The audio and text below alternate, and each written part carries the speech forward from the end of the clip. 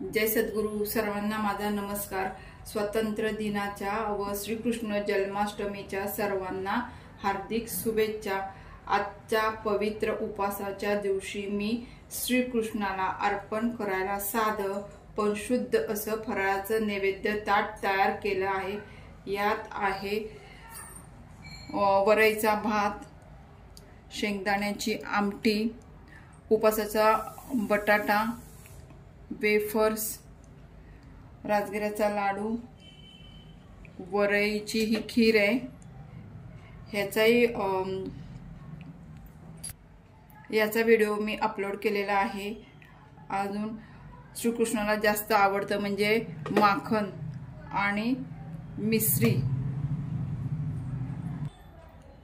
उपवास म्हणजे फक्त अन्नाचं व्रत नाही, तर भक्ती, संयम आणि सात्विक समाधानाचा दिवस.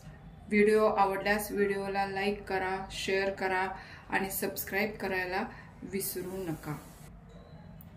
जय श्रीकृष्ण. कृष्णं वंदे जगद्गुरु.